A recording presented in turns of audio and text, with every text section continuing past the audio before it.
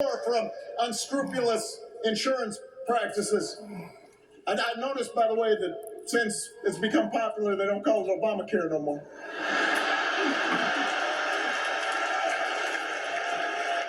But Kamala knows we can't stop there, which is why she'll keep working to limit out-of-pocket costs. Kamala knows that if we want to help people get ahead, we need to put a college degree within reach of more Americans. This is Terry coming to you with another video here. But she also knows with Barack Obama speaking to the Democratic National Convention in Chicago, Illinois. We need to follow the lead of governors like Tim Walz, who said, if you've got the skills and the drive, you shouldn't need a degree to work for state government. And in this new economy, we need a president who actually cares about the millions of people all across this country who wake up every single day to do the essential, often thankless work, to care for our sick, to clean our streets, to deliver our packages. We need a president who will stand up for their right to bargain for better wages and working conditions. And Kamala will be that president.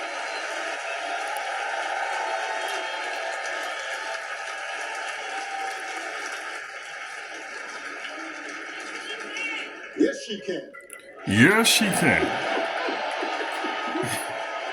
And yes, we can.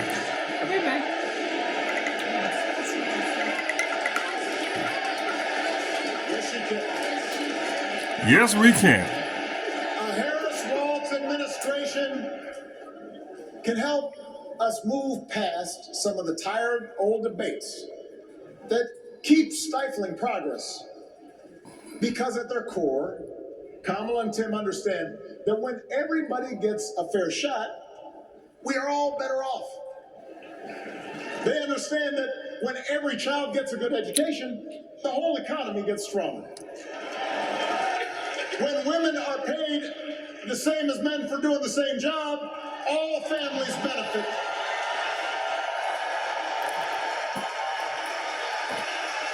They understand that we can secure our borders without tearing kids away from their parents.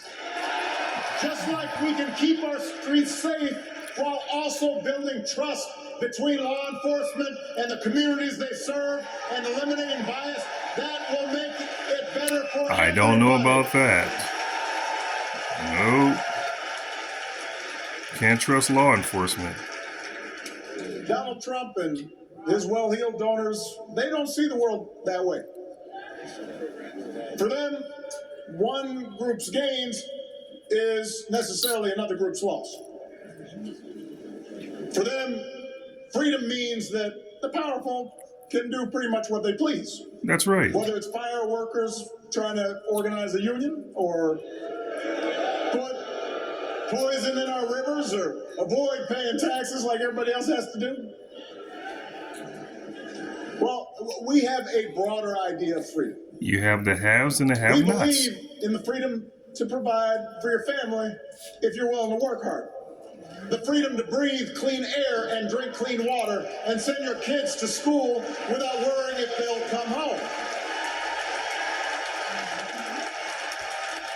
We believe that true freedom gives each of us the right to make decisions about our own life, how we worship, what our family looks like, how many kids we had, who we married. And we believe that freedom requires us to recognize that other people have the freedom to make choices that are different than ours. That's okay.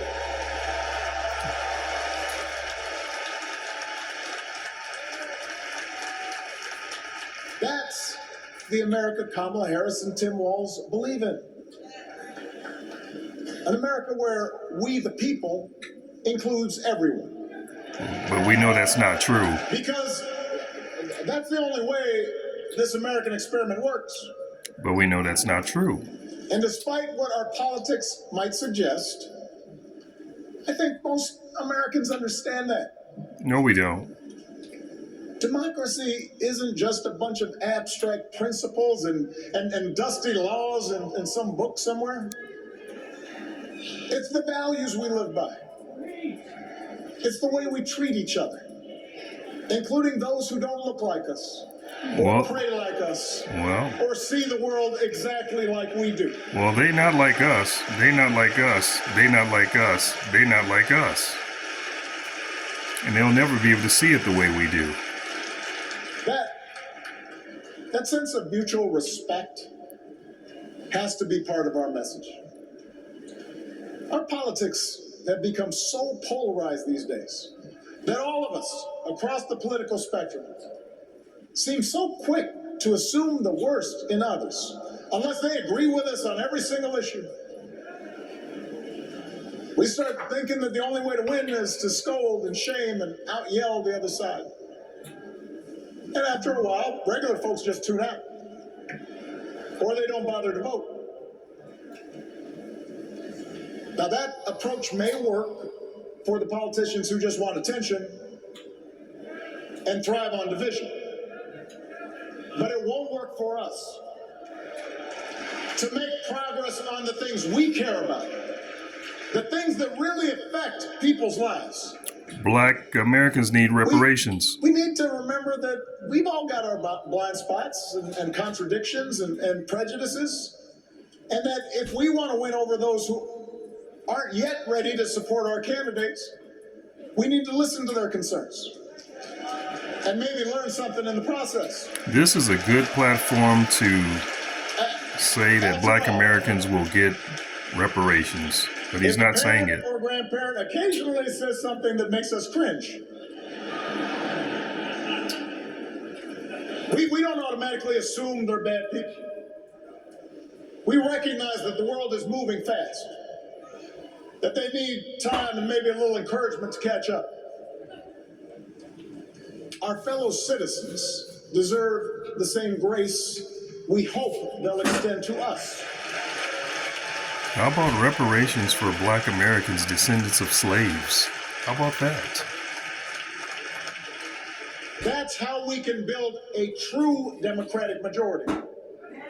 One that can get things done. And by the way, that does not just matter to the people in this country. The rest of the world is watching to see if we can actually pull this off. Yeah, and the enemies are licking their chops because they know if a woman gets in power, they're going to push the missile button on America. No society has ever tried to build a democracy as big and as diverse as ours before. One that includes people that over decades have come from every corner of the globe. One where our allegiances and our community are defined not by race or blood, but by a common creed. That's not true. Why, when we uphold our values, the world's a little brighter. When we don't, the world's a little dimmer. And dictators and autocrats feel emboldened. And over time, we become less safe. We shouldn't be the world's policemen, and we can't eradicate every cruelty and injustice in the world. But you are the world's policeman. Can be and must be a force for good. Discouraging conflict, fighting disease, promoting human rights, protecting the planet from climate change, defending freedom, brokering peace. That's what Kamala Harris believes, and so do most Americans.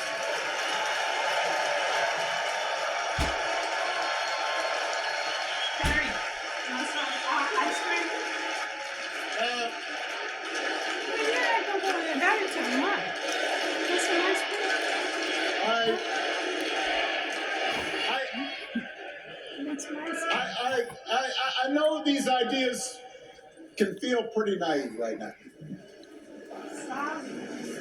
We live in a time of such confusion and rancor. Of course we are. Yes, we do. With a culture that puts a premium on things that don't last. Absolutely. Money, fame, status, likes. Black Americans know that too well. We have no money. We chase the approval of strangers on our phones. We build all manner of walls and fences around ourselves, and then we wonder why we feel so alone. We don't trust each other as much because we don't take the time to know each other.